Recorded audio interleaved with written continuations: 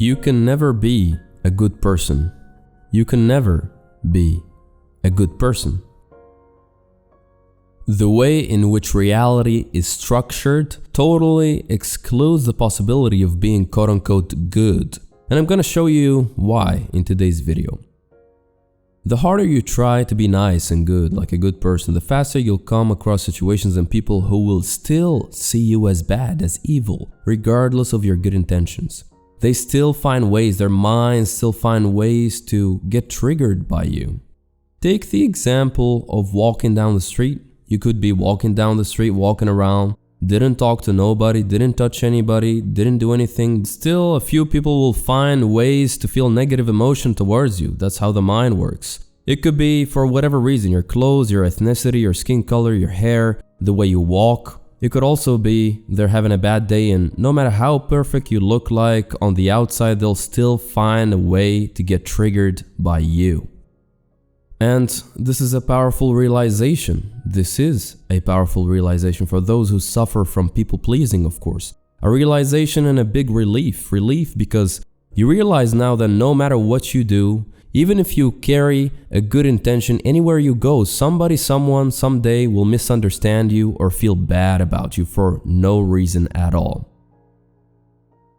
The topic of past trauma should be brought up in here. It's relevant. People have varying degrees of trauma, and of course, the more trauma you have, the more likely that your perception of what is normal will be quite distorted. If we make an experiment, let's imagine you just stand in front of 100 people, okay?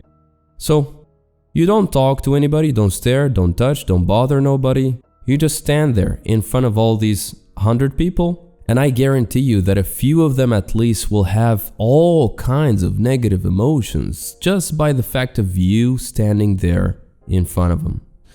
What does this mean? This means that being good is subjective. You can be a good person in my eyes 1 minute and the next, even if you haven't done anything wrong, I might misunderstand something you said and my mind will find its own way into feeling bad about what you said. Perception, interpretation, trauma filter. Get the point? So, trying to please people, be the good boy or good girl all the time is simply a waste of energy. You will never ever be able to prevent human beings from feeling their daily dose of negative emotions and misunderstandings. In fact, they are a part of what makes you human, and that's okay. This is what people pleasers and codependent types need to realize. Of course, if you do something wrong, you apologize, you make amends, you do your best. This is not about becoming a sociopath, psychopath. This is about doing your best from good intention, but realizing that even if you do so, still misunderstandings and negative emotions are always going to be a part of being human.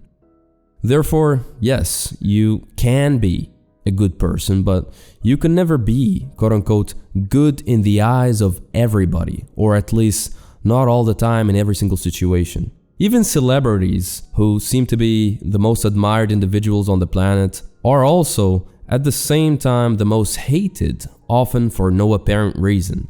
Unless you find some kind of alien technology that will remove negative emotions from human beings and make them feel like happy 24/7, right? No matter what is going on in their lives and around them, you will have to come to terms with the reality and accept your nature and human nature. As somebody who identifies as a nice guy, a good girl, a part of your unconscious mind thinks that being seen in a bad light is a social threat and perhaps even a threat to your survival. But let's ask the question, can being seen in a negative way cause you to lose other people's approval and friendship or potential friendship? The answer could be yes, yeah. However, we need to differentiate between various groups of these people, right? So those who have a general dark perspective on life and will interpret almost anyone and everything that comes their way in a negative light. Those who have some kind of trauma, but you may manage to not trigger them by chance and befriend them still. But there's even people who will hate you because they see that you're too nice and too accommodating, because they have high self-esteem, they don't like people pleasers. Identifying as a nice person will lead you to limit your pool of social connections. You're not coming up as fully authentic, okay? You're not expressing all various aspects of yourself, and you are not being truly you. Therefore, you're not going to attract others who are truly themselves either. The nice person can be really annoying sometimes. They may offer you things that you don't want to receive, force feed you, as they say. You can feel it in your gut. The person is not genuinely giving, but they're giving because they've been taught to give. They're being hospitable, generous because that's the right thing to do. They're being overly accommodating, self-sacrificing so that you don't leave. You can feel it in your gut. Only a nice person is unable to feel this. When I say nice person, I mean someone who identifies as nice, very nice, and tries to make everybody like them.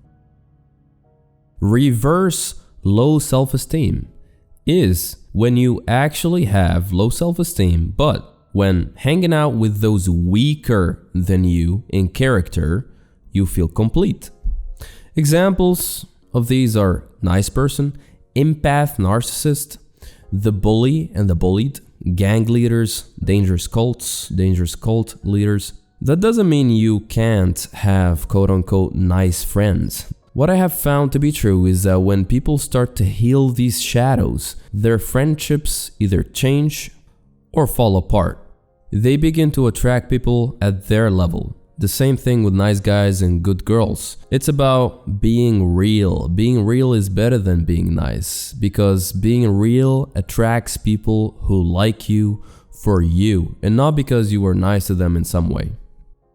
The nice and the good, they believe that you have to do something, give more, do more to be somebody, to make friends, show that you're generous, perhaps. Buy them stuff, help them out, even when you don't feel like it. Do more, be different.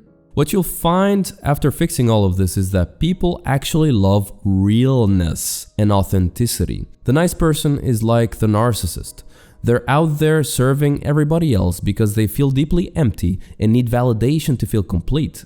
The way it works, you generally feel weak and empty. You go out there and every time you come across people, this defense mechanism of niceness is activated. And you do more. You try to be more for others. Whether they reciprocate doesn't matter much as long as you're being very nice. You then feel good about yourself. The problem here is that you can't just feel good about yourself without going through this cycle. It's an identity. It's not who you are. Also, and often nice guys try to be nice to avoid confrontation. They're terrified of getting into conflict, crucial conversations, arguments, fights. They're scared because they believe they can't handle this aspect of life. But notice what I said here. I said they believe they can't, so it doesn't mean that they are incapable. It's a choice. They have been brought up to believe unconsciously that they're weak, that life is bigger than them. Guys, thank you so much for watching this video. I hope you learned a lot. Before you go, like the video, share with someone in need. Let's raise awareness and help each other out.